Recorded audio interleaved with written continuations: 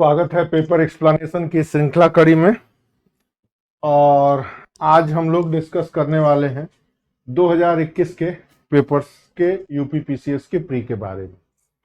But जो main बात है कुछ और चीज कि 2024 के पीटी के अलावा 25 के पीटी में किस प्रकार के प्रश्न बनेंगे, किन किन मुद्दों के ऊपर चीजों को पढ़ना है या नहीं पढ़ना है, कौन कौन से फैक्ट हो सकते हैं और किन किन इशू से सवाल बनेंगे, आगे क्रमशः हम इनकी चर्चा करेंगे। आप देख सकते हैं मैंने कितने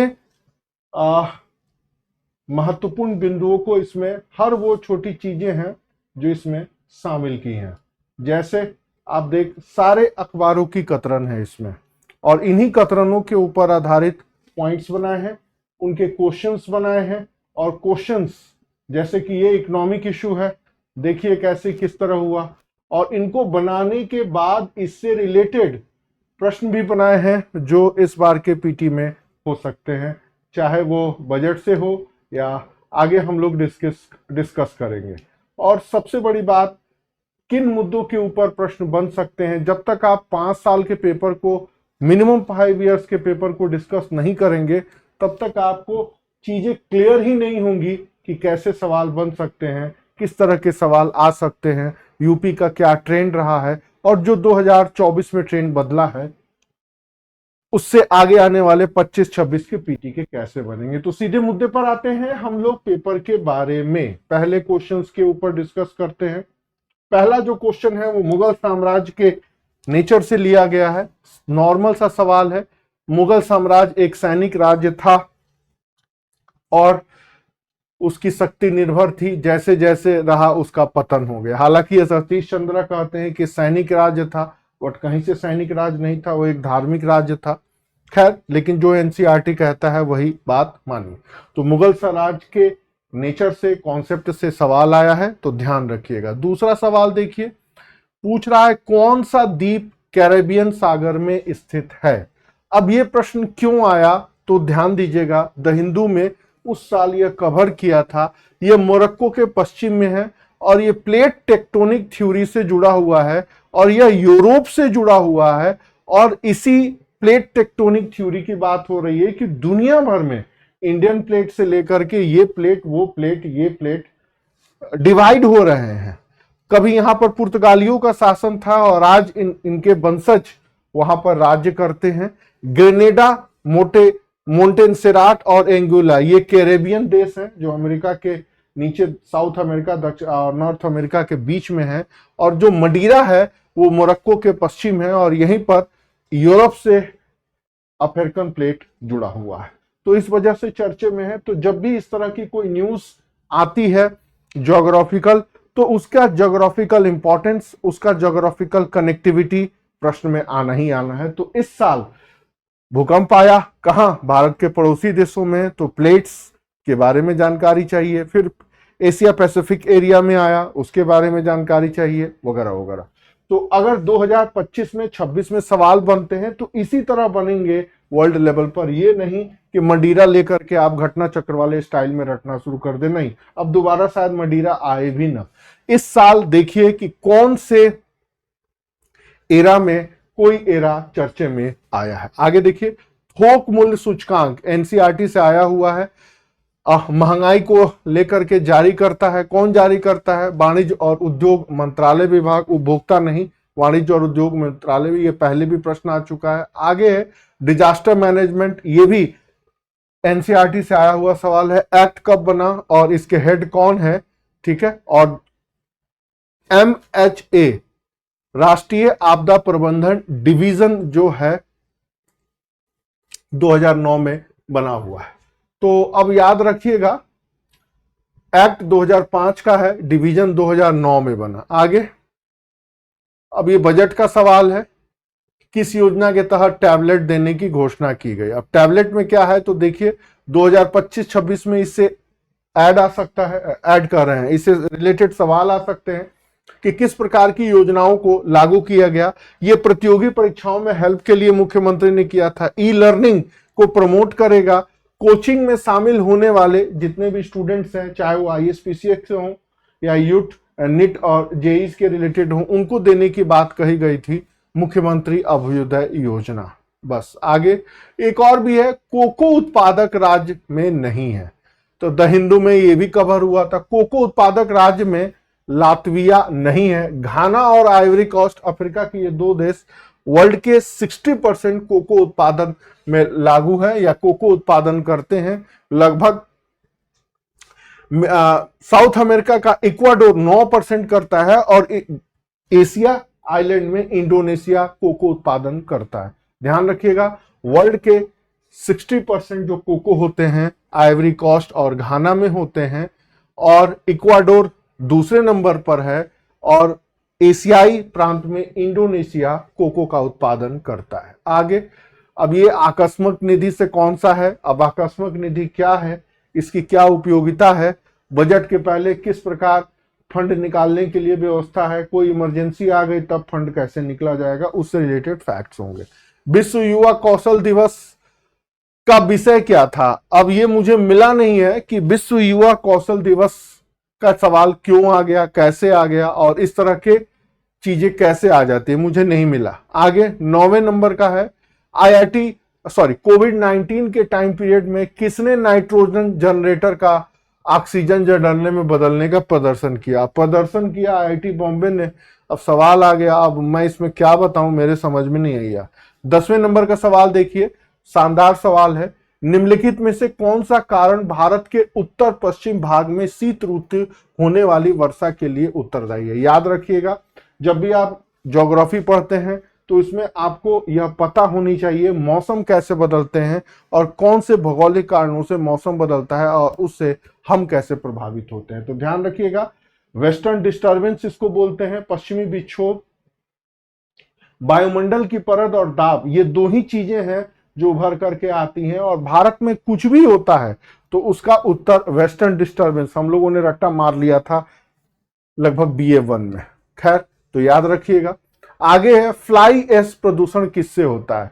तो फ्लाई ऐश प्रदूषण जो भी एनटीपीसी जैसे संयंत्र जो कोयला के ऊपर आधारित टरबाइन चला के बिजली बनाते हैं और उससे जो राख उत्पन्न होता है, उससे ये फ्लाई ऐश पैदा होता है। कोयला स्रोत है बिजली बनाने में और राख से उत्पन्न होता है आपका फ्लाई ऐश।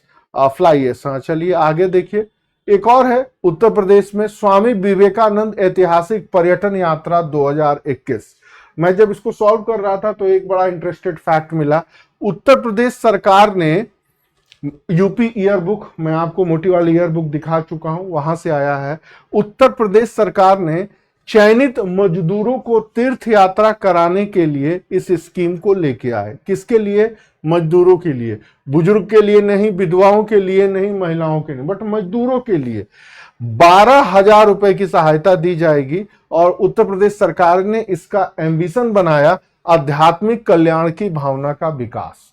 तो अब अजीब है, अब सरकार का काम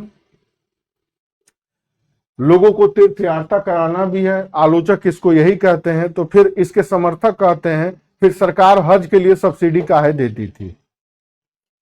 हज जाना है तो अपने पैसे से जाइए ना, तो सरकार सब्सिडी काहे देती थी? अब इस तरह की बातें उभर करके सामने आ रही हैं।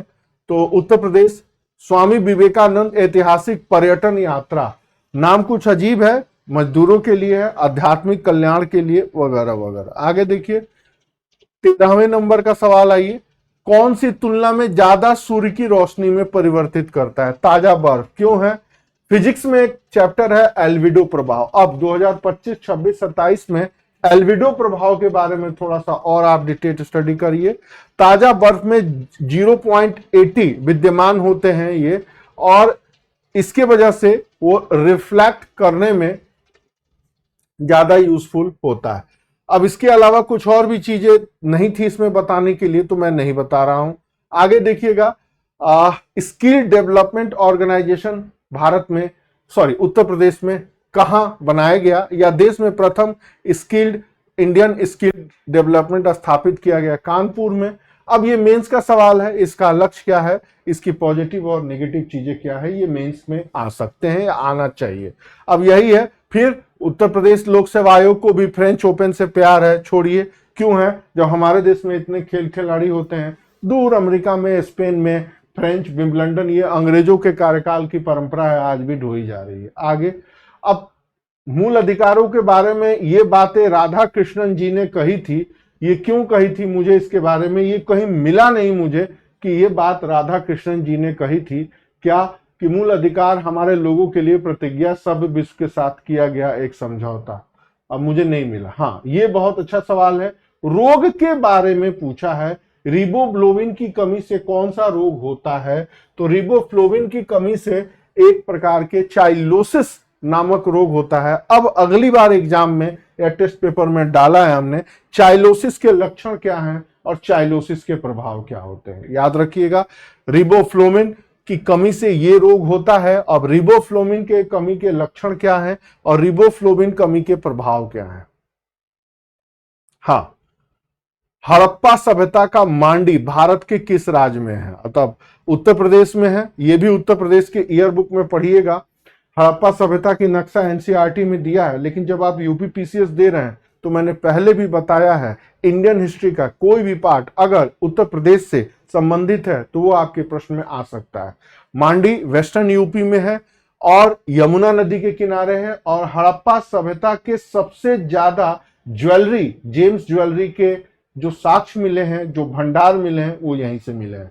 अब तक जितने भी आर्कियोलॉजिकल प्रोडक्ट हैं, पुरातात्विक स्रोत हैं, सबसे ज्यादा जो मिले हैं वो मांडी से मिले हैं। मांडी वेस्ट यूपी में है, ये याद रखिएगा। उत्तर प्रदेश में कौन सा रोग मच्छर से नहीं होता? अब इसमें देखिए, अब ये थोड़ा डिटेल पढ़ना है। लगभग हर दूसरे तीसरे साल रोग से जरूर सवाल आता है। इनफैक्ट हर साल रहता है। मैं पहले भी बता चुका हूं, प्रोटीन, विटामिन, कार्बोहाइड्रेट, मिनरल्स, ठीक है, प्रोटोजोआ, एल्गी, फंगी, और ये सब जितनी सारी चीजें हैं, और डिफिशियंसी से होने वाले रोग, रोग से इफेक्टेड होने वाले ह्यूमन बॉडी, और ह्यूमन बॉडी का कौन सा पार्ट काम नहीं करता या करता है, इससे सवाल हर साल पीटी में आते हैं। और इस पे अगर आपने अच्छे से काम कर लिया तो एक सवाल पीटी में आपका पक्का है। आगे आइए, अब इसमें क्या है, डेंगू, ज्वार, फाइलोसिस, निद्रा और मलेरिया। निद्रा रोग नहीं होता, डेंगू होता है मच्छर काटने से, फाइलेरिया भी, और मलेरिया तो होता ही होता है। आइए अब थोड़ा सा इसके बारे में डिटेल पढ़ ले। अब ये जो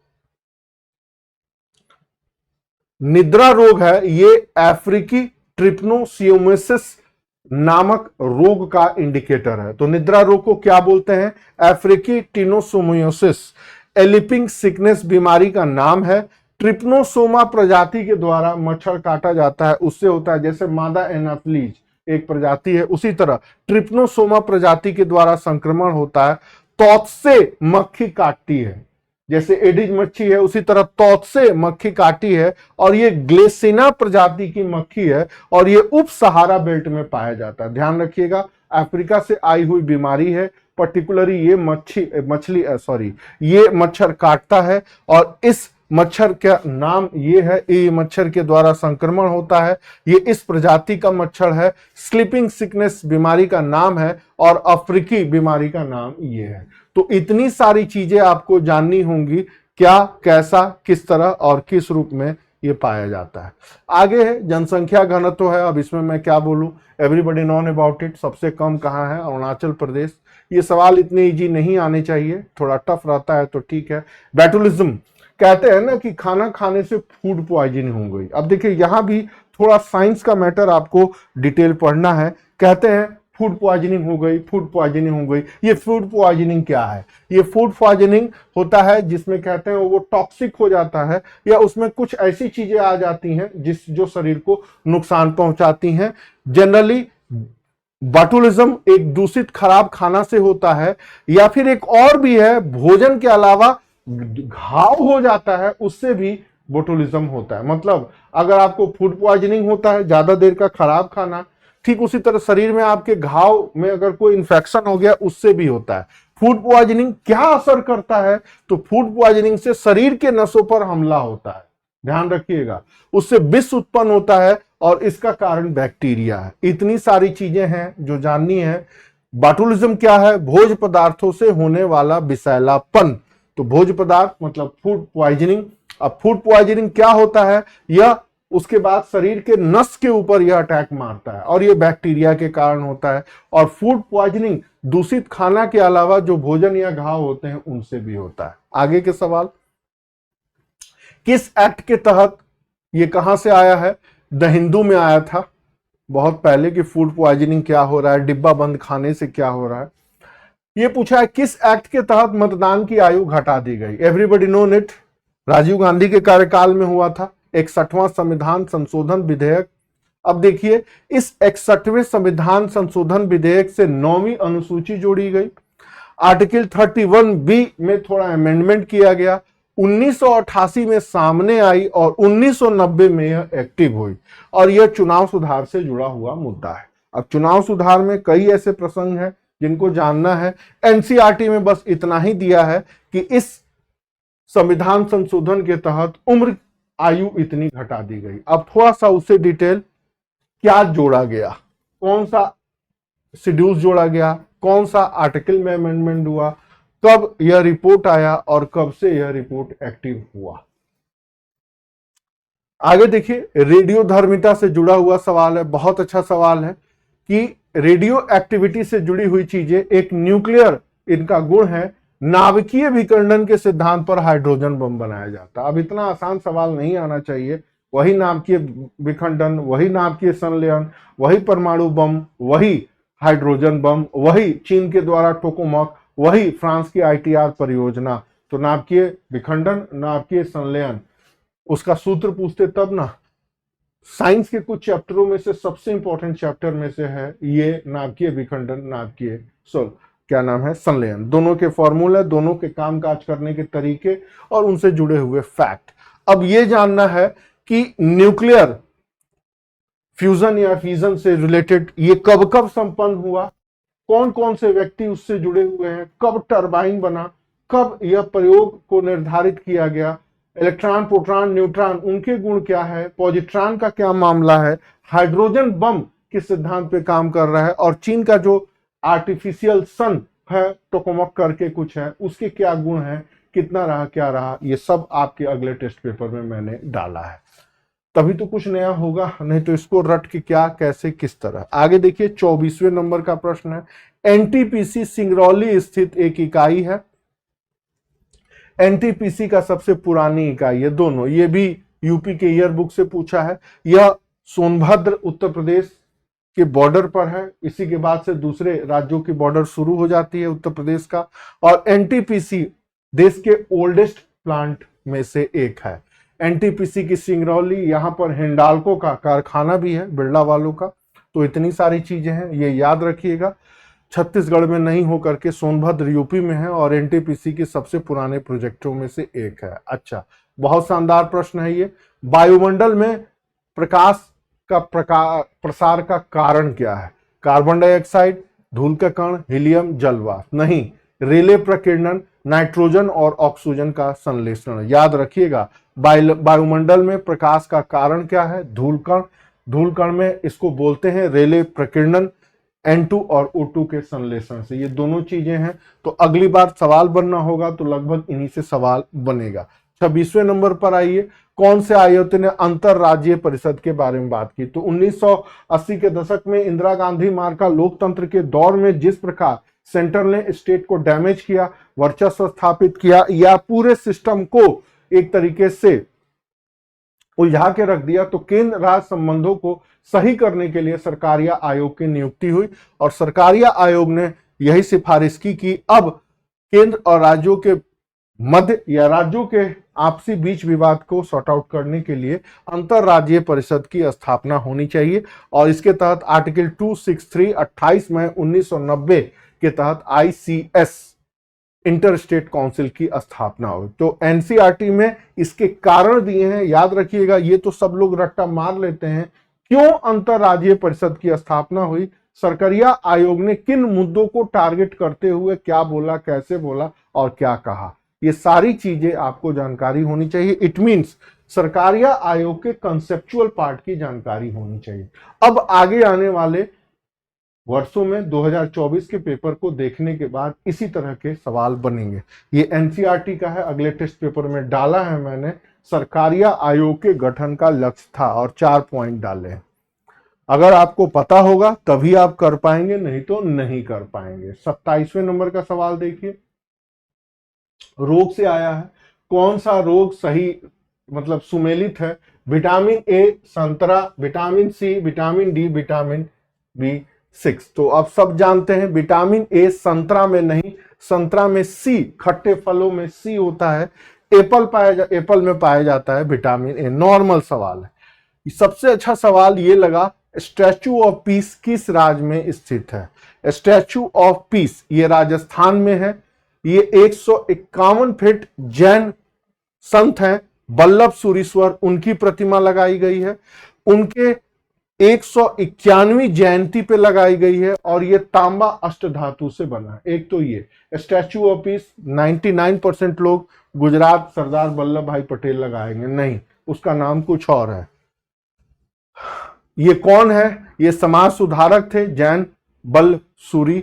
1870 से 1954 के बीच में यह एक्टिव रहे पूरे नेशनल मूवमेंट के टाइम पीरियड में, और इन्होंने महिला शिक्षा और स्वदेशी के क्षेत्र में काम किया। ध्यान रखिएगा, कांग्रेस मुक्त भारत अभियान सिर्फ योजनाओं में नहीं है। कांग्रेस मुक्त भारत अभियान बहुत सारी चीजों में चल रहा है, जिसमें हम लोगों ने इनका नाम भी नहीं सुना कि कौन है बल्लभ सुरीश्वर, जो जैनी है और महिलाओं के लिए स्कूल खोलने वाले, स्वदेशी का नारा लगाने वाले यही है। तो याद रखिएगा, स्वदेशी का नारा किस पॉलिटिकल पार्टी के प्रिय नारों में से एक है, वो आपको बेहतर पता है। तो इतना याद होना चाहिए आपको।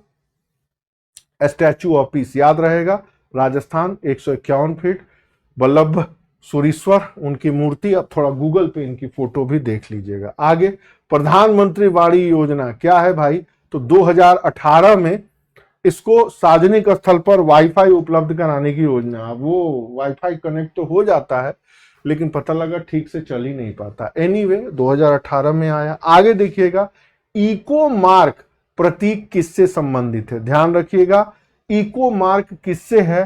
कुछ ऐसा ही लोगो रहता है जैसे ISI का रहता है। ये ग्रीन रंग का रहता है।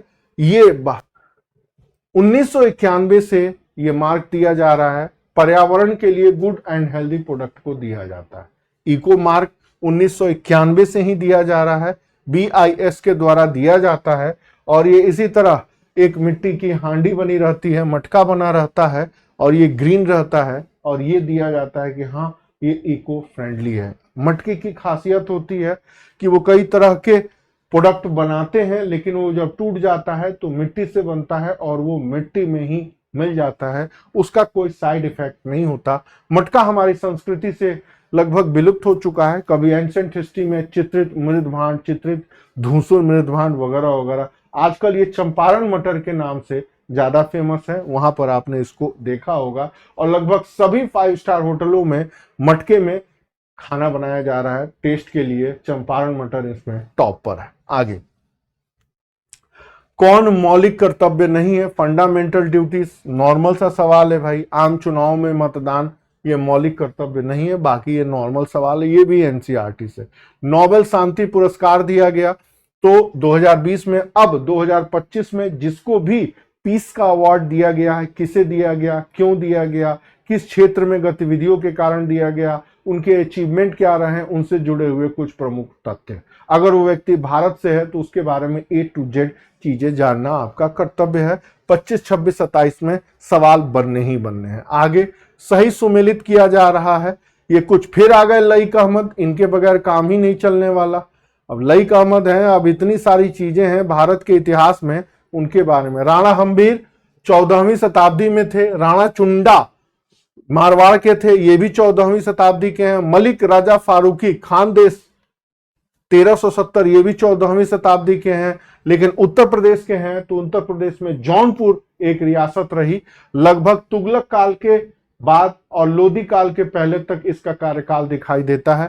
1394 AD में जौनपुर में ये किन्नर थे, ये किन्नर इनको बना दिया जाता था। मध्यकाल में एक नई प्रथा आई थी कि पड़ोसी विरोधी देश के राजाओं को जब युद्ध लड़ा जाता था, एक तो युवाओं को मार दिया जाता था, दूसरा छोटे छोटे बच्चे के जननांगों को चपट करके किन्नर बना दिया जाता था। किन्नर दो कारणों से, एक तो उनके साथ अननेचुरल सेक्स करने के लिए, जैसा कि आपने मलिक कफूर के देखा होगा, और दूसरा उनकी जनसंख्या आगे ना बढ़े, और तीसरा नामर्द बना देना, उनकी मर्दानगी पे चोट करना, चौथा उनको नचवा के उनके गुरूर को तोड़ देना, पांचवा उनको अपने समाज में जलील करना। इसीलिए भारत में पुरुषों का नृत्य करना गलत माना जाता था, जब तक ये बॉलीवुडिया भाड़ ना आ गए। लगभग मुझे लग रहा है 1980 के पहले तक कोई भी भारतीय पुरुष अगर नृत्य करता था तो घर के बड़े बुजुर्ग गुस्से में आ जाते थे कि ये क्या कर रहे हो।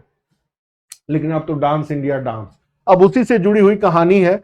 जौनपुर रियासत, मलिक सरवर ख्वाजा जहां किन्नर सरकी राजवंश की स्थापना की, और इसकी पूरी कहानी मिलती है तारीख मुबारक शाही, याहिया बिन अहमद सरहिंदी इसके लेखक हैं। तो अगली बार जौनपुर में एक और भी मस्जिद है, अटाला मस्जिद कहा जाता है, वो मंदिर को तोड़ के बनी, उसके ऊपर भी PIL लगा हुआ है।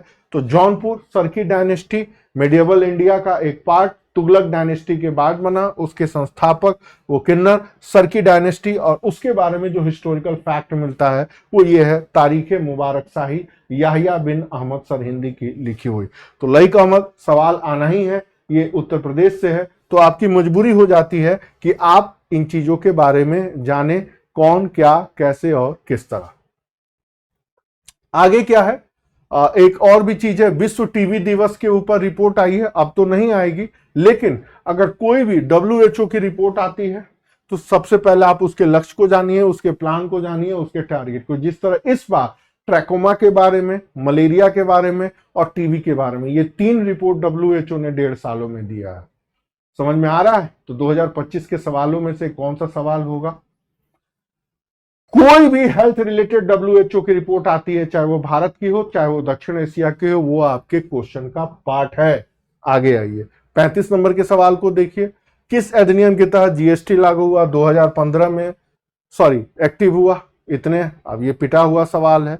आगे, विदेश मंत्री ने सहयोग किया, 2 दिवसीय यात्रा की। अब कौन से अमेरिका के, न्यूजीलैंड के आ रहे हैं? कम से कम, जैसे न्यूजीलैंड के राष्ट्राध्यक्ष आए हैं, सिंगापुर के आए हैं और इंडोनेशिया के आए हैं। ये 3 लोग भारत आए हैं जनवरी 2025 से लेके अब तक। ये तीनों के बारे में डिटेल नॉलेज होनी चाहिए, क्योंकि तीनों से प्रश्न आने ही आने हैं। जो भी बातें नेशनल न्यूज़पेपर में है वो आनी चाहिए, और मैं अभी आज पूरे दिन इसी के ऊपर काम किया हूं। ऐसे ये चीजें यहाँ पर देखिए, इसको मैंने यहाँ पर अंडरलाइन भी किया है, ऐसे ऐसे ऐसे, और एक एक पढ़ने का मैटर मिला। उसमें से 10 लाइन आपके पीटी के लिए इंपॉर्टेंट है कि न्यूजीलैंड के राष्ट्राध्यक्ष आए, या इंडोनेशिया के आए, या सिंगापुर के आए, या हम गए।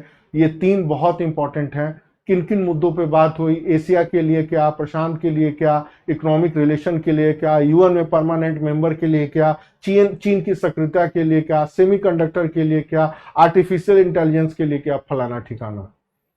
तो आपको पढ़ना ही पढ़ना है जिस प्रकार प्रश्न आ रहे हैं। ये इसलिए पढ़ना है कि पहला स्टेटमेंट तो सब रट्टा मारे हैं, एक लाइन वाला, कि वो आदमी जो यहां आया ऐसे ऐसे, लेकिन दूसरा स्टेटमेंट अगर आ गया तो वो आपको जानकारी नहीं होती, और फिर आप मुंह ताकते हैं ऐसे ऊपर कि भाई इसका उत्तर क्या होगा। तो इस स्थिति से बचने के लिए कम से कम 6 महीने में जो भी राष्ट्राध्यक्ष भारत आते हैं या भारत वहां जा रहा है, और उनके बीच कोई आर्थिक संबंध या समझौतों की जो एक नियमावली आती है, एक एक चीज ध्यान से पढ़िए, क्योंकि प्रश्न कहां से आएगा ये कोई नहीं बता सकता है। तो आपका नैतिक दायित्व बनता है कि आप एक एक चीज को जाने। ये अप्रोच आपको 26 और 27 में भी लागू करना पड़ेगा, कोई चारा नहीं है। आगे देखिए, क्रम करिए। राष्ट्रीय आंदोलन में बिपिन चंद्र से जुड़ी हुई चीजें, सारी घटनाएं एक दूसरे से जुड़ी हुई हैं। दांडी मार्च 1930, सविनय अवज्ञा आंदोलन, उसके पहले साइमन कमीशन का आगमन हुआ, 1927 में एस्टैब्लिश किया गया 1919 के एक्ट के तहत। 1928 में भारत आया, और 1928 से 29 के बीच में साइमन गो बैक के नारे लगे। भारत में कुछ लोगों ने साइमन कमीशन के समर्थन में भी आगे आए, उसकी रिपोर्ट। उसके बाद जब भारत के गवर्नर जनरल ने चुनौती दी कि भाई आप अपना संविधान बना के दिखाओ, तो नेहरू कमेटी बनी और नेहरू रिपोर्ट आई 1928 में। इसी समय शारदा एक्ट भी आया, और fix the minimum age of marriage, वो भी इंप्लीमेंट किया गया। अब देखिए, शारदा एक्ट और नेहरू रिपोर्ट में मुझसे भी कहेंगे ना कि सर दोनों में कौन पहले एक्टिव हुआ, बता दीजिए, मैं नहीं बता पाऊंगा। हालांकि मैं 20 साल से हिस्ट्री पढ़ा रहा हूं, मेरा ऑप्शनल भी रहा है।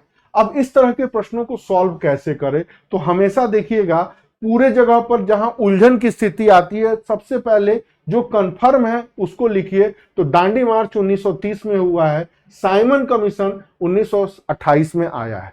तो मतलब दांडी मार्च के पहले की घटना है साइमन कमीशन, और नेहरू रिपोर्ट 1928 में हुआ। मतलब 4 के पहले 2 आएगा, 4 के पहले 1 आएगा, तो 4 4। इसके पहले देखिए 2 कहां आ रहा है, 1 क्या आ रहा है, तो 2 में से 1 होगा। और फिर उसमें निकाल लीजिए कि नेहरू रिपोर्ट कब हुआ है, और वो है, तो उससे आपका नॉर्मल उत्तर आपको निकल जाएगा।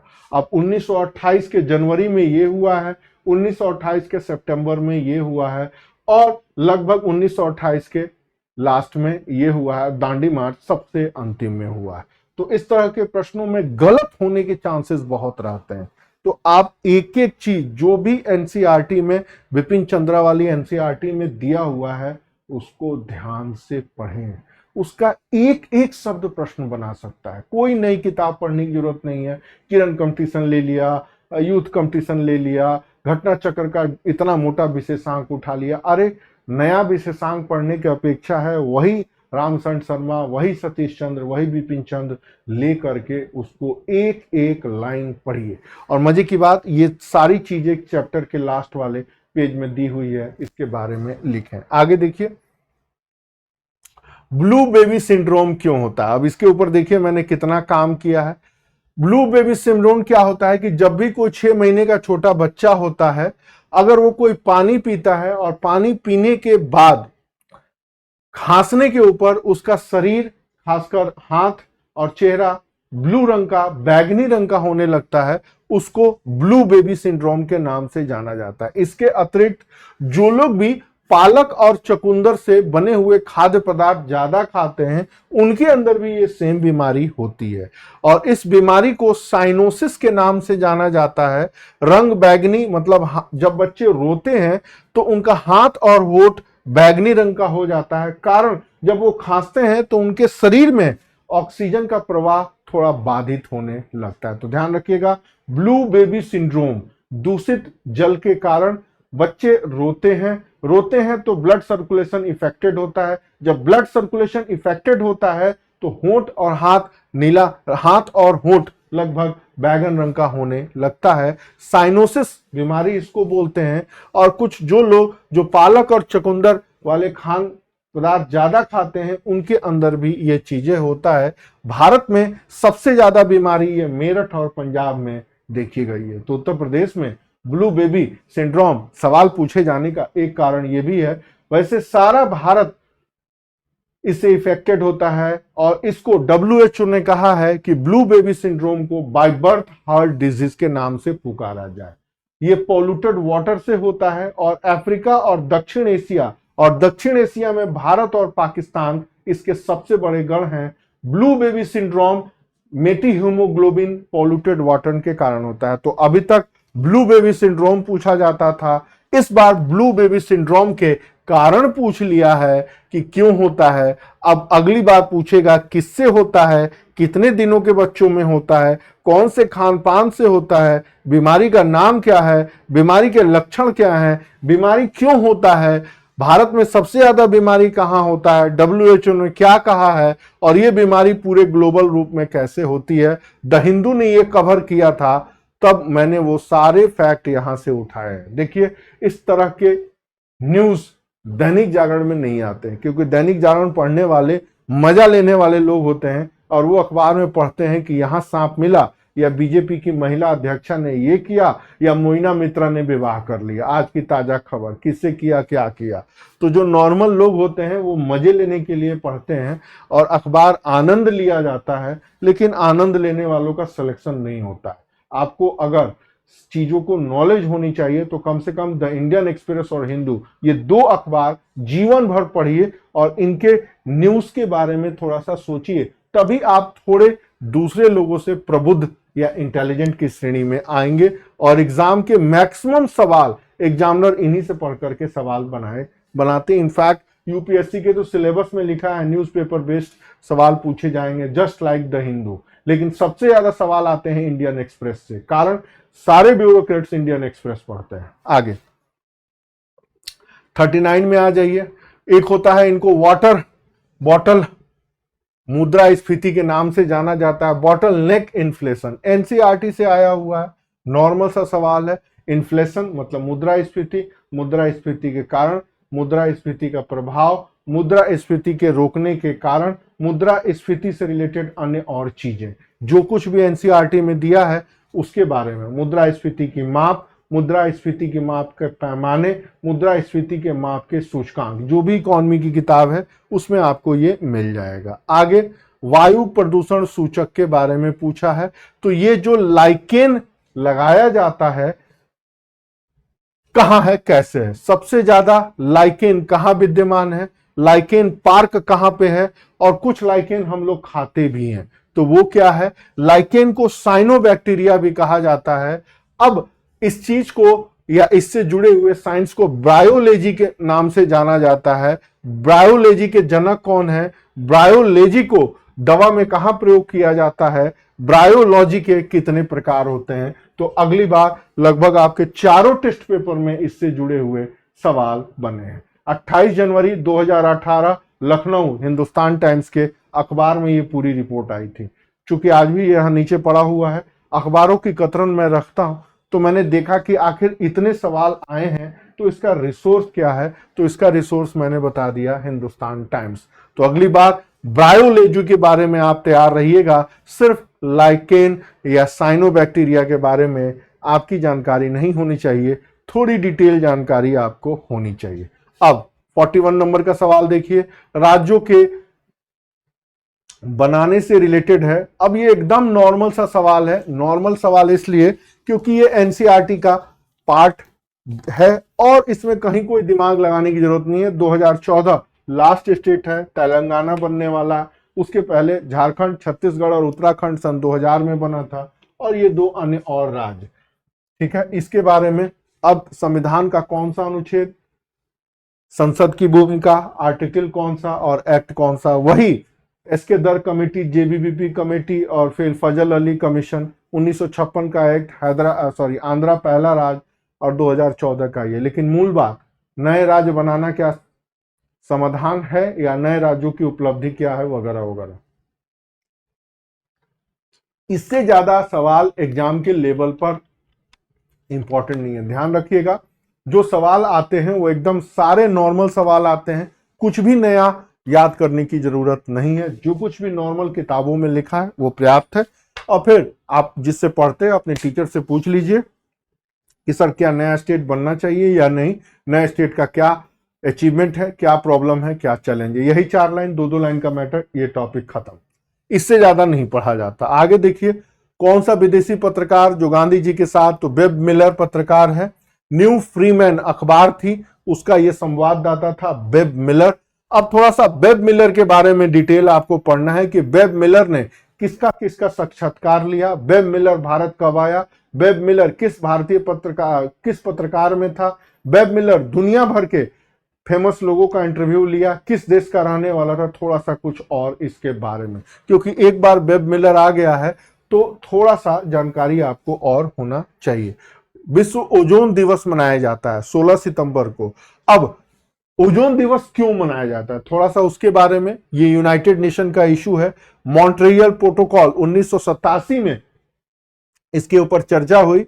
अब आपको यह जानना है कि हमारे देश में O3 का क्या प्रभाव होता है, दूसरा हमारे देश में O3 के लिए रिस्पॉन्सिबल चीजें क्या क्या हैं, O3 का बचाव कैसे होता है, और O3 को लेकर भारत सरकार किस प्रकार स्टैंड कर रही है, और O3 को रोकने के लिए उत्तर प्रदेश सरकार क्या कर रही है। ये 5 लाइन अगर आप पढ़ लेते हैं, मुझे लगता है सबके ऊपर 3-3, 4-4 लाइन, तो आपका प्री और मेन दोनों निपट जाएगा। बहुत ज्यादा O3 के बारे में पढ़ने की जरूरत नहीं है, उतना ही जानकारी चाहिए जो एग्जाम के लिए जरूरी है। आपको पर्यावरण विशेषज्ञ बनना है तो बात अलग है, यहां पर नॉर्मल जानकारी चाहिए। 43, इसके आगे देखिए।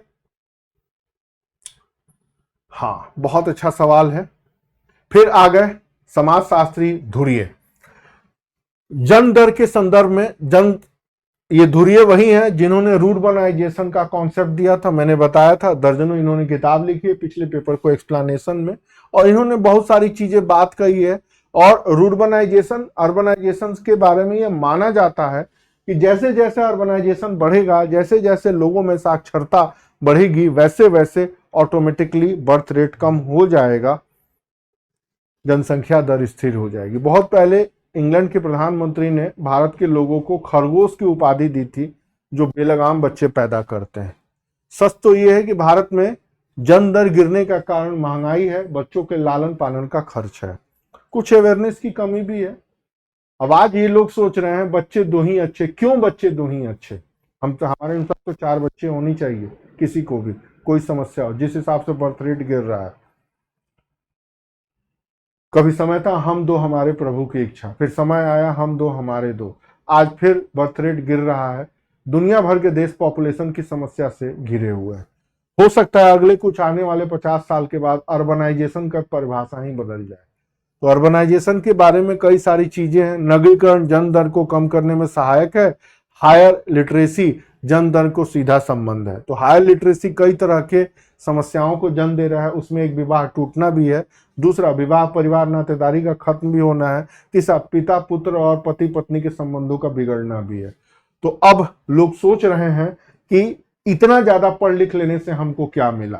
पहले जब हमारी दादी माँ कम पढ़ी लिखी थी या पढ़ी लिखी नहीं थी तो उनके बेटे बेटी डॉक्टर इंजीनियर टीचर्स बनते थे, और आज जो लेडी बहुत ज्यादा एजुकेटेड है उनके बच्चे रील्स बना रहे हैं, मॉडल बना रहे हैं, नचनिया बन रहे हैं। ये सब सोशल मीडिया पर खूब आपने पढ़ा होगा। शादी भी नहीं टिक पा रही है, परिवार में तो विखंडन का दौर जारी है। तो पढ़ लिख करके हमने नैतिक पतन कर लिया अपना, या सच में हमारा उत्थान हुआ? दोनों पक्ष हैं, और जब भी आप इस तरह के बातों को कहें ना तो दोनों पक्षों को मिला करके एक साथ बोल करके कहें, और उन्हीं चीजों के ऊपर बातचीत होनी चाहिए। ठीक है, तो बस ये दोनों कथन सही है। उत्तर प्रदेश की जनसंख्या नियंत्रण विधेयक, इसमें आई 2026 तक बर्थ रेट को इतने में कंट्रोल करना है, कई बार आ चुका है। अब मेंस का सवाल इससे होगा कि भाई क्यों नहीं हो पा रहा है, क्या है? तो बर्थ रेट फिर आएगा ये प्रश्न आगे 46। हाँ, ये बहुत अच्छा सवाल मिला। पूछा था कि इनमें से कौन सा पार्ट संविधान का है जो किसी देश से जुड़ा हुआ नहीं है। तो प्रोविजन दिया था और उनके रिसोर्स, उनके जुड़े हुए स्रोत भी दिए थे। मौलिक अधिकार संयुक्त राज्य अमेरिका, डीपीएस राज्य के नीति निदेशक तत्व, इमरजेंसी जर्मनी, ये 3 तो सही हैं, बट जो सेंट्रल का अवशिष्ट पावर है वो किस में है? अब अवशिष्ट पावर समवर्ती सूची है, व्यापार के नियम। तो अनुमान लगाया गया कि ये गलत है या ये नहीं है, क्योंकि 3 सही है। कनाडा से क्या लिया गया है? कनाडा से लिया गया है मजबूत संघ, सुप्रीम कोर्ट के लिए सलाहकार रखना। ध्यान रखिएगा, कोर्ट में जुडिशियल रिव्यू अमेरिका से है, कोर्ट का सिस्टम ब्रिटिश से है, और इस कोर्ट में सलाहकार रखना कनाडा से है। लंबी चौड़ी चीजें हैं। तो केंद्र की अवशिष्ट शक्तियां ऑस्ट्रेलिया से न होकर के कहीं और से मानी जाती हैं। तो यही स्टेटमेंट गलत है। थोड़ा सा अजीब सवाल लगा। आगे, ये भी एनसीईआरटी से आया हुआ सवाल है। क्या है? ये कुछ पार्ट्स दिए हुए हैं, कहां स्थित है? अब इनके बारे में थोड़ी सी पता लगा है। ओएनजीसी कब बना? तो नई दिल्ली में इसका हेड ऑफिस है 1956 में। खनिज अन्वेषण निगम लिमिटेड नागपुर में है। राष्ट्रीय खनिज विकास निगम हैदराबाद में है, और राष्ट्रीय अल्मुनियम कंपनी लिमिटेड नालको माना जाता है भुवनेश्वर में है। ये 2 का डेट मुझे याद था, बाकी का डेट याद नहीं था। ये क्या काम करते हैं? लगभग नाम से ही सामने पता लगता है कि इन सबका संबंध इन गतिविधियों से है। 48 नंबर का सवाल देखें। G7 के शिखर सम्मेलन में, अब ऐसे G7 के शिखर सम्मेलन में इस बार भारत को आमंत्रित नहीं किया गया। राहुल बाबा इसको मुद्दा बनाए हैं, और भारत की बेइज्जती का दौर विपक्ष के नेताओं के द्वारा जारी है। छोड़िए, G7 की बैठक इस बार कहां हो रही है, कैसे हो रही है? आगे, लोक लेखा समिति अपनी रिपोर्ट देती है, या लोक लेखा समिति रिपोर्ट किसके बारे में विचार करती है? तो कैग जो रिपोर्ट देता है उसके बारे में पीएसी बात करती है, चर्चा करती है, बवाल करती है, होता कुछ नहीं है। तो अब लोक लेखा समिति और कैग के बारे में थोड़ा डिटेल स्टडी हर साल इंपॉर्टेंट रहता है और भी पढ़ना आपको पड़ेगा। हाँ, नगरीकरण के बारे में फिर आ गए धुरिये साहब। अब नगरीकरण में ये कुछ चीजें हैं जो आपको जाननी है कि नगरीकरण का चक्र क्या रहता है। तो पहले चरण में जो नगरीकरण होता है वो 20% के नीचे होता है। दूसरे चरण में 20 से 60% का होता है जब नगरीकरण का उच्च स्तर होता है, और इसमें लोग एग्रीकल्चर से इंडस्ट्री या सर्विस सेक्टर में जाते हैं। मतलब किसी भी राज्य में, किसी भी नगर में अगर वहां की जनसंख्या प्राथमिक क्षेत्र को छोड़ करके द्वितीयक या तृतीयक क्षेत्र में जाती है और उस नगर की जनसंख्या 20% से 60% तक, मतलब 20% से लगभग 60% तक एग्रीकल्चर एक्टिविटी को छोड़ के किसी और में आ जाती है, तो उसको दूसरे नगरीकरण का स्तर कहते हैं। और तीसरे स्तर में 80% आ जाता है, चारों तरफ ग्रीन अर्बन डिमांड होने लगता है, ऐसे ऐसे ऐसे। तो भारत में अगली बार जो सवाल पूछेगा कि कितने नगरीकरण के स्तर वाले शहर हैं, मतलब 80% से एबव वाले अर्बनाइजेशन वाले इलाके कौन है, और 20% से कम वाले या 20 से 60%। तो अब जब आप अर्बनाइजेशन पढ़ें तो इन चीजों के बारे में थोड़ा ध्यान से पढ़ें। नगरीकरण, नगरीकरण का दर, नगरीकरण के मानक, भारत में नगरीकरण की स्थिति, नगरीकरण में उच्च और निम्न, नगरीकरण से जुड़ने वाली समस्याएं, नगरीकरण से जुड़ने वाली समस्याओं को दूर करने की भारत सरकार की योजनाएं, नगरीकरण की उठती हुई नवीन प्रवृत्ति, नगरीकरण की इतनी चाहत क्यों है, और नगरीकरण के आलोचनात्मक मूल्यांकन की समीक्षा। यही 11 टॉपिक बनते हैं प्री, मेन और इंटरव्यू में, इससे ज्यादा नहीं बनता। और इन 11 टॉपिक पर 3-3, 4-4 पॉइंट लिख लेंगे तो आपका मेंस भी हो जाएगा और आपका पीटी भी हो जाएगा, GS1 भी आ जाएगा, ज्योग्राफी का पार्ट भी आ जाएगा। हाँ, अब गुड़गांव के नगरीकरण में, बेंगलोर के नगरीकरण में क्या प्रॉब्लम आ रही है, कैसे आ रही है। गुड़गांव के बस अड्डा पर जाइएगा, गुड़गांव के मॉल में जाइएगा तो आपको न्यूयॉर्क दिखाई देगा, और बस अड्डा पर जाइएगा तो 6ठी शताब्दी ईसा पूर्व दिखाई देगा। 10 किलोमीटर दूर हाईवे से जाइए अलग, तो एक अलग ही दुनिया शुरू हो जाती है। हाईवे मूवी आई थी, उसमें ये सीन दिखाया है। खैर, कभी मिले NH10 तो जरूर देखिएगा फिल्मों के बारे में। आगे आइए, 51 नंबर के सवाल पे आइए। रणजीत सिंह की अदालत का नाम क्या था, मतलब सुप्रीम कोर्ट क्या था। डिस्ट्रिक्ट कोर्ट और स्टेट कोर्ट के मामले सुप्रीम कोर्ट, अदालते आला। अब ये क्वेश्चन कहां से आया है, हिस्ट्री ऑप्शनल होने के बाद भी मुझे नहीं पता कहां से उठा के दे दिया। मतलब कुछ कुछ प्रश्न इन लोग ऐसा दे देते हैं जिसके बारे में कोई कुछ कह नहीं सकता। अब नीति आयोग ने एक नया इंडेक्स 2020-21 में दिया, उसके रिलेटेड अब 2025 में भी नीति आयोग की इंडेक्स की रिपोर्ट आई है, उससे रिलेटेड सवाल। मतलब नीति आयोग ने हेल्थ के बारे में दिया है, एजुकेशन के बारे में दिया है और फाइनेंस, 3 इंडेक्स दिए हैं नीति आयोग ने 2025 में, और इन तीनों के बारे में जानकारी आपको होनी चाहिए। 2025 में यहां से सवाल आना ही आना है। आगे, ये एक द्वीप है सकोत्रा द्वीप, ज्योग्राफी का सवाल है, ये के बारे में पूछा है। अब इसके बारे में इंडियन एक्सप्रेस में आया हुआ था। ये एक प्रकार का आइलैंड है जो यमन में स्थित है। यमन में हैती विद्रोही के ऊपर जब अमेरिका के और सऊदी अरब के हमले हुए थे तब ये आइलैंड काफी चर्चा में था, और इस बार भी यमन के हैती विद्रोही लगातार चर्चे में है। अब तो भारत का मालवाहक जहाज भी वहां फंसा था, तो याद होना चाहिए हैती विद्रोही। इस बार भी आएगा सवाल। ये गॉडफुल चैनल और अरब सागर के बीच में है, तो मैप में आप मोबाइल निकालिए और यमन के हैती विद्रोही की ज्योग्राफिकल चीजें ध्यान रखिए। अब हैती विद्रोही यूपीएससी लिख दीजिए, और उससे रिलेटेड नेट पे बहुत अच्छा इंफॉर्मेशन इंग्लिश मीडियम वाले रखते हैं, थोड़ा सा पढ़िए, उसको गूगल से ट्रांसलेट कर लीजिए, कम से कम दिमाग की परतें खुल जाएंगी। वन लाइनर फैक्ट पढ़ेंगे ना, सकोत्रा द्वीप कहाँ है, यमन, रट लो, अगली बार फिर रटेंगे। तो ऐसे हजारों प्रश्न आप रटते रटते वही रटंत घुटंत और लिखंत हो जाएंगे। क्लियर नहीं होगा कि यमन के हैती विद्रोही की गतिविधियां क्यों एक्टिव हैं, कहाँ एक्टिव हैं, ज्योग्राफी में कैसे दिख रहे हैं, उससे वर्ल्ड के ट्रेड में क्या प्रॉब्लम आ रहा है, हम कैसे, मतलब भारत कैसे इफेक्टेड हो रहे हैं, और भारत सरकार की इन विद्रोहियों के ऊपर नीति क्या, यही चीजें है। अब भारत सरकार एक्टिव हुई नहीं हुई, ये आपका इंटरव्यू है। अगर 2 लाइन आपने बोल दिया कि सर गवर्नमेंट ऑफ इंडिया ने ये किया, इसको ये करना था, तो आप 80% के ऊपर नंबर पाएंगे। नहीं बोले तो 30% तो मिल ही जाएगा। आगे देखिए, 44 सॉरी 54 नंबर मुख्यमंत्री स्वरोजगार योजना, उसी के बारे में है। यह भारत के किसी भी राज्य के लिए नहीं, ये सिर्फ यूपी के लिए है, और कुछ लोग तो ये भी कर रहे हैं जो बाबा भक्त हैं उन्हीं को मिलेगी, हालांकि ऐसा नहीं है, इसमें सिर्फ राज्य विशेष के लोग ही शामिल हो सकते हैं।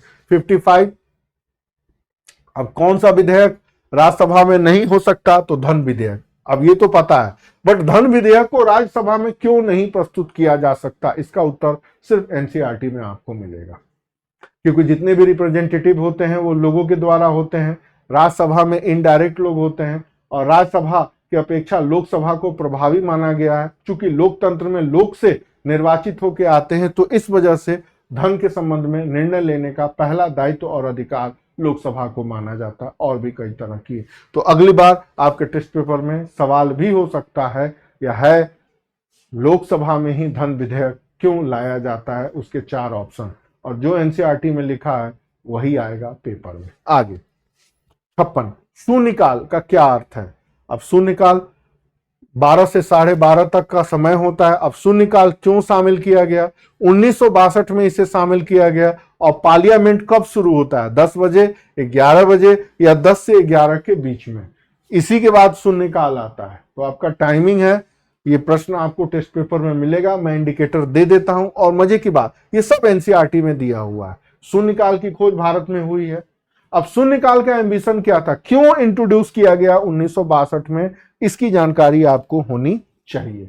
ठीक है, आनंद आ रहा है ना डिस्कशन में इन्हीं चीजों को देखा जाता है कि अगर शून्यकाल आ गया तो उससे रिलेटेड जो भी बुक्स में दिया है उसके बारे में जानकारी होनी चाहिए। आगे देखिए 57, कुछ ये तीर्थ हैं उनके बारे में पूछा गया। भाई सारे तीर्थंकरों का नाम तो याद नहीं होगा आपको, लेकिन भगवान महावीर पावापुरी में हुए, नेमिनाथ उर्जंत पर्वत पर हुए, और ऋषभनाथ को अष्टपद में मिला। अब बसु पूज का नाम आपको नहीं पता, कम से कम 3 पता है, तो चंपापुरी बिहार में। अब ये बीपीएससी वाले रटे, इनफैक्ट बीपीएससी वालों को भी नहीं पता होगा।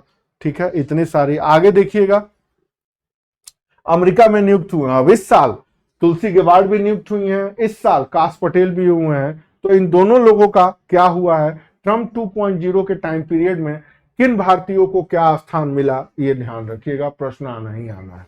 आगे 59 में देखिए, ये भी वही मूल अधिकार, वही गोलकनाथ, वही केशवानंद भारती, 4-5 चीजें हैं जो याद रखने हैं आपको। संविधान में संशोधन नहीं हो सकता है, हो सकता है 24वां अधिनियम, 42वां अधिनियम, इन्हीं के बारे में डालना। तो कम से कम मूल अधिकार 5 पेज में दिया है, और वो 5 पेज एनसीईआरटी का एक एक लाइन एक एक प्रश्न क्रिएट करेगा अगले 5 सालों तक। ध्यान से पढ़िए, चीजों को पढ़िए और एक एक चीज को समझिए। 60, आइए, किसने जीता पुलित्जर अवार्ड। तो इस साल 2025 और 26 का पुलित्जर अवार्ड किसने जीता है, किस क्षेत्र में दिया है, किस उपन्यास को या किताब को मिला है, और उस उपन्यास या किताब का विषय वस्तु क्या, यही 5 लाइन। अगर इंडियन एक्सप्रेस आप पढ़ते तो उसमें सारी बातें दी हुई हैं। 61 में दीजिए, ये झील है। अब ये झील से अक्सर आता है पुलिकट किलू चिल्का किलेवली, कम से कम चिल्का झील, ये झील कहाँ है, इसकी विशेषता क्या है, क्यों चर्चे में रहता है, एक इकोलॉजी और बायोडायवर्सिटी एनवायरनमेंट के लिए क्यों फेमस है। उसी तरह पुलिकट झील के बारे में भी आपको जानकारी होनी चाहिए। अब ये एक्सप्रेस भारतीय नौसेना, तो 2024 और 25 के बीच में 5 या 7 बड़े ज्वाइंट मिलिट्री एक्सरसाइज हैं। किन देशों के साथ हुए, जैसे भारत और बांग्लादेश के बीच में मार्च में कहां पे ज्वाइंट मिलिट्री एक्सरसाइज हो, खा गए ना झटका।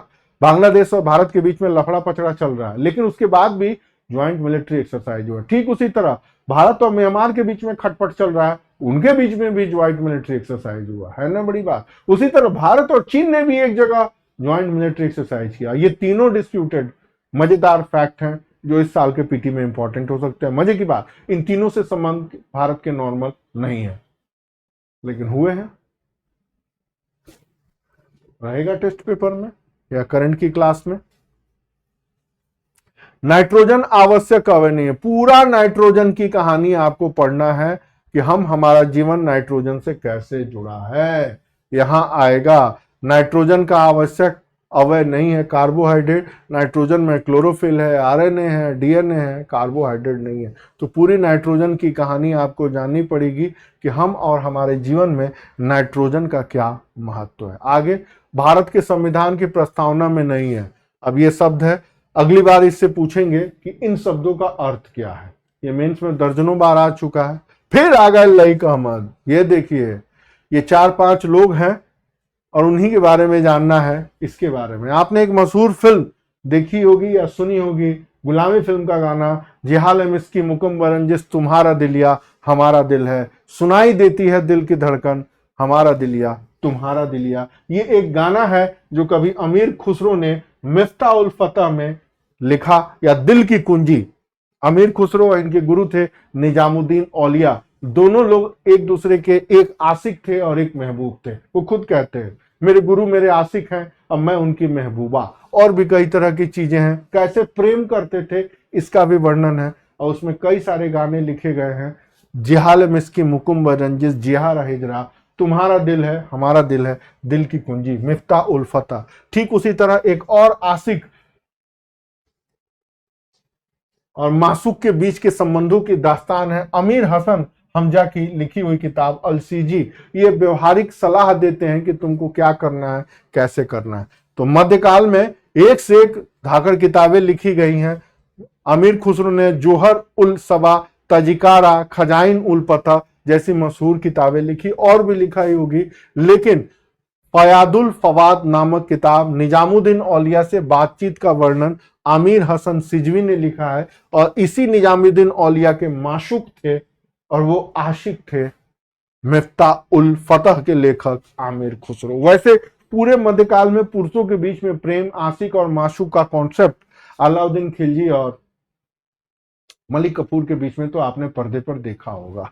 यहां भी वही है, इनके भी बीच में आशिक और माशिक। इसी तरह ख्वाजा मुइनुद्दीन चिश्ती के भी आशिक और माशूक रहे होंगे। एक उसी में है बाबा फरीद, उनके आशिक और माशूक, पता नहीं क्या क्या कहते हैं कि वो मेरे आशिक हैं, मैं उनकी माशूका हूं। दो पुरुषों के बीच में इस प्रकार के, ख्वाजा का मतलब किन्नर होता है। तो आपने सुना होगा ख्वाजा मेरे ख्वाजा दिल में समा जा। तो किसी से पूछिएगा ख्वाजा का मतलब गूगल पे सर्च मार लीजिए।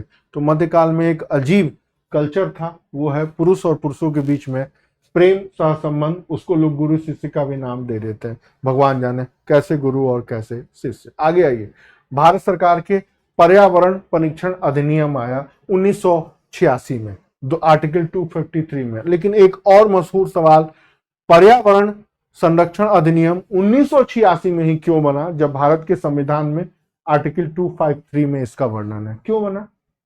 वो इसलिए बना कि इसी समय भोपाल गैस कांड हुआ था, मेथिल आइसोसाइनेट बना 1985 में, 84-85 में जब हाहाकार मचा, वेब सीरीज है आपने देखा होगा, तब उसी के बाद से पर्यावरण संरक्षण की मांग खूब उठी, तब जाके 1986 में बना। तो जो लोग भी भोपाल से हैं, इस बार उनसे सवाल पूछा था कि भोपाल गैस कांड में एंडरसन के बारे में तो सब लोग जानते हैं, बट इसका सबसे बड़ा इफेक्ट क्या बना?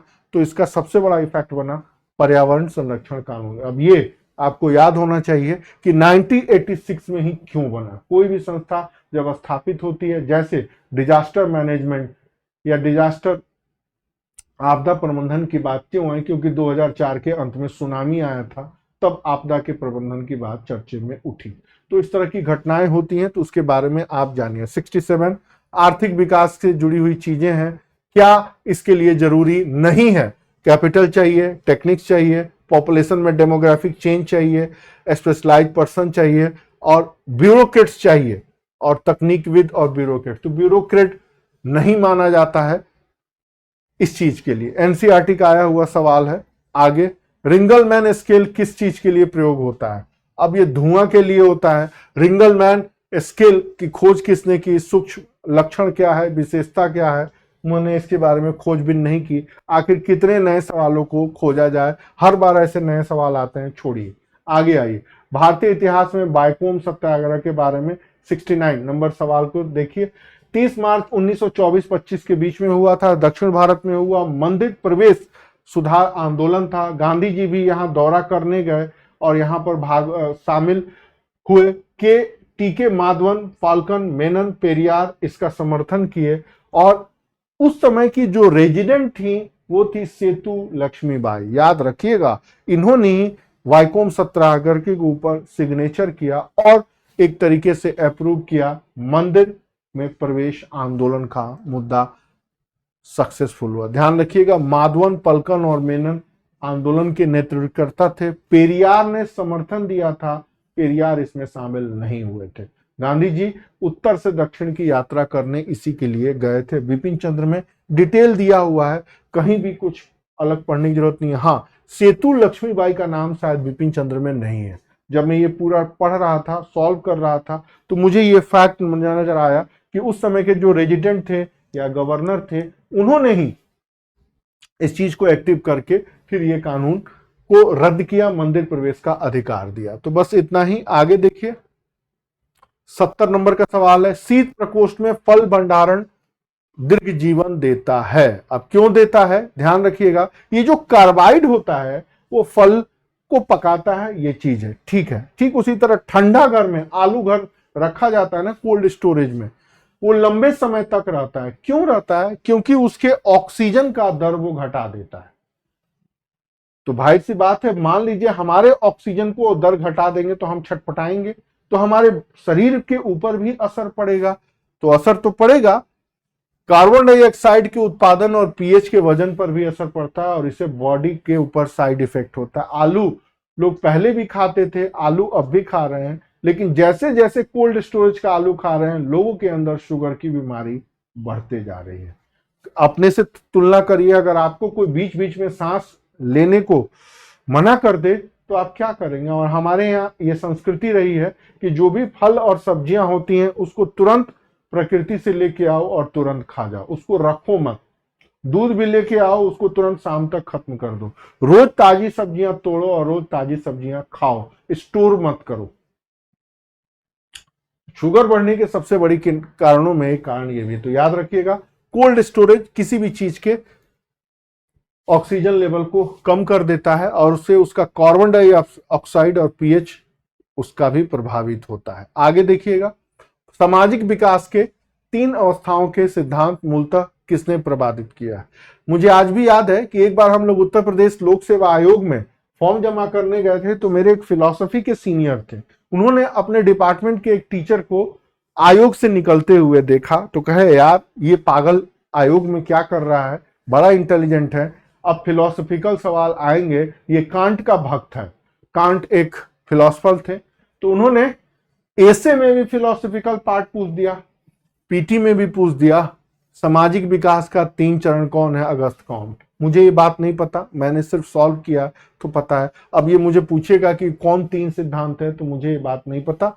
ये फिलॉसफी की चीजें समझाने का कोई मतलब नहीं है। Karl Marx, Herbert Spencer, Talcott Parsons और अगस्त कॉम्ट, ये 4 लोग हैं जो समाजशास्त्री माने जाते हैं। कांट समाजशास्त्री भी हैं और एक कांट आपके दार्शनिक भी हैं। अब दोनों में क्या संबंध है, दोनों में क्या अंतर है, दोनों एक ही हैं, दोनों अलग है, इसमें अंदर ना जाए तो बेहतर। कार्ल मार्क्स, हर्बर्ट स्पेंसर और टॉलकॉट पार्सन, अब इन लोगों के बारे में जीएस में पढ़ने का क्या तुक है, मुझे समझ में नहीं आया। चलो, अब ये किस कण पर शून्य आवेश होता है, न्यूट्रॉन ब्रह्मांड में सबसे ज्यादा पाए जाते हैं। इसके ऊपर बेहतरीन सवाल इस बार पीटी में हमने सेट किए हैं, न्यूट्रॉन के बारे में, न्यूट्रॉन क्या, कैसे, किस तरह, फिर न्यूट्रॉनों के बारे में, न्यूट्रॉनों के गुण, भारत में इसको लेकर के क्या, वर्ल्ड लेवल पर क्या, वगैरह वगैरह।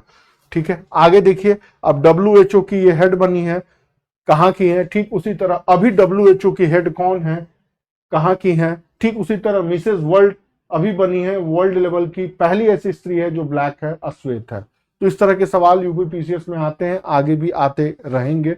आगे देखिए, ये कुछ ऑर्गेनाइजेशन है और उनके रिपोर्ट से सवाल आए हैं। तो अंतरराष्ट्रीय सस्य वानिकी अनुसंधान केंद्र नैरोबी में है, 1978 में, सॉरी नैरोबी से पूछा गया है कि इनमें कब बना, कैसे बना और किस तरह बना। फिर भारतीय वन प्रबंधन संस्थान, केंद्रीय सस्य वानिकी अनुसंधान संस्थान, टाटा एनर्जी अनुसंधान संस्थान। अब देखिए ये कब कब बना। इंटरनेशनल लेवल की ये संस्थान नैरोबी अफ्रीका में है, वन प्रबंधन संस्थान भोपाल में है जहां IFS ट्रेनिंग लेने जाते हैं, और केंद्रीय सस्य वानिकी अनुसंधान संस्थान बांदा में नहीं, झांसी में है। दोनों में ज्यादा अंतर नहीं है। जैसे आप इलाहाबाद के आगे जाएंगे, चित्रकूट, बांदा, करबी, मऊ, बुंदेलखंड का इलाका शुरू हो जाता है। मैं फिर इलाहाबाद बोल रहा हूँ, प्रयागराज। ठीक उसी तरह टेरी नई दिल्ली में है। अब थोड़ा सा आप जानिए एग्रीकल्चर फॉरेस्ट्री क्यों कहा जाता है केंद्रीय सस्य वानिकी अनुसंधान को। अगली बार पीटी का ये सवाल, ये यूपी के ईयर बुक में शामिल है। और उसके अलावा और भी है, poverty and un British rule in India, इसके लेखक कौन है? तो दादा भाई नौरोजी। दादा भाई नौरोजी ने ड्रेन थ्योरी दी। इंग्लैंड डेप्ट टू इंडिया नामक लेख में 1899 से उन्होंने इंग्लैंड के हाउस ऑफ कॉमन्स में बोलना शुरू किया। 1901 में उनकी किताब छपी poverty and un British rule in India. NCERT में नहीं है, गलत लिख दिया है मैंने, ये सुमित सरकार में है। कहीं 1901 है, कहीं 1902 है। तो चर्चा हुई 1899 में, कहां हुई? इंग्लैंड में। इंग्लैंड में कहां हुई? हाउस ऑफ कॉमन्स में। किस आर्टिकल में उन्होंने कहा था? तो उस आर्टिकल में कहा था poverty and un British rule in India. किस अखबार में था? तो लंदन में इंडिया अखबार निकलता था, उसमें था। और यही इंडिया अखबार बॉम्बे से भी निकलता था। तो Dadabhai Naoroji grand old man of India, पितामह माना जाता है, उदारवादी नेता, कांग्रेस के फाउंडर में से एक, बहुत बड़े बिजनेसमैन। इनको ट्रेड मिनिस्टर का भी पत्र दिया गया और इन्होंने अपने संस्मरण पर लिखा कि भारत में अंग्रेजी राज की स्थापना के कारण भारत में गलत प्रभाव पड़ रहा है। एक इंग्लैंड डेप्ट टू इंडिया नामक लेखों की पूरी श्रृंखला निकाली। 1899 में चर्चा भी हुआ, हाउस ऑफ कॉमन्स में बोले, और भारत आने के बाद 1901 में किताब छपी जिसका नाम था poverty and un British rule in India. तो दादा भाई नौरोजी के बारे में इतना ही जानकारी होनी चाहिए और उसके बाद अन्य और सवाल है। तो कहने का मतलब है कि अगर आपने इस पूरे 75 लगभग क्वेश्चंस को या सवालों के बारे में जाना है, सुना है या देखा है, तो इसके बारे में आपको ये जानकारी होनी चाहिए। ये सारे यहाँ पर रिसोर्स आपको मैंने दिखाया या बताने की कोशिश की। कुछ भी आपको नया पढ़ने की जरूरत नहीं है। जो आपके पास ट्रेडिशनल बुक्स हैं, जो आपके पास ट्रेडिशनल किताबें हैं, उन्हीं को बेस बनाइए और बार बार पढ़ने का सवाल, बार बार पढ़ने का, कॉन्सेप्ट क्लियरिटी का एक माइंडसेट बनाइए। क्योंकि जो भी सवाल आते हैं ना, वो सवाल नॉर्मल होते हैं, उनको पकड़ने का प्रयास करिए और वो नॉर्मल सवाल गलत नहीं होनी चाहिए। नॉर्मल सवाल का मतलब, नॉर्मल सवाल ये जैसे खीरा में कड़वापन क्यों होता है, मैंने इमेज बनाई कि क्यों खीरा को काट करके ऐसे नमक लगाया जाता है, अगली क्लास में चर्चा करेंगे, जिससे उसका कड़वापन निकल जाता है। ठीक है, तो अब इस तरह की चीजें हैं जिसके बारे में जानकारी होनी चाहिए। या फिर धुरिये के बारे में कि धुरिये कौन, क्या कहते हैं, ये सारे सवाल आते हैं और इसी तरह के सवाल आते हैं। अगर आपने थोड़े बहुत ट्रेडिशनल किताबों के अलावा अखबारों के जीएस बेस्ड करंट अफेयर्स के ऊपर ध्यान रखा तो मैक्सिमम सवाल उसी से जुड़े होते हैं, जिसको मैं बार बार कहता हूं। तो अब इसी से रिलेटेड अब आपकी जिम्मेदारी बनती है कि मैक्सिमम घटनाओं के बारे में आप अपना नजरिया क्लियर रखें। इतनी सारी घटनाएं, अखबार पढ़ते रहें, उलटते रहें। ये सारी चीजें दी गई हैं, आपके सामने ही हैं, देख ही रहे हैं। अब इसके आगे की चर्चा अगली क्लास में करेंगे। 75 क्वेश्चंस हमने डिस्कस कर लिया है, इससे ज्यादा जरूरत भी नहीं है क्योंकि फिर माइंड का एक लेवल होता है। अब उससे ज्यादा अगर आप पढ़ेंगे तो फिर वो ऊपर आ जाएगा। तो आज के कई सारे बेहतरीन बातों में एक बेहतरीन और भी लगी। जिहाल मिसकी मुकुम रंजिश जिहारा हिजरा हमारा दिल है, सुनाई देती है दिल की धड़कन हमारा दिलिया तुम्हारा दिलिया। निजामुद्दौला आमिर खुसरो, मिफ्ता उल फतह किताब का नाम और इसका अर्थ होता है दिल की कुंजी। बाकी चर्चा अगली क्लास में।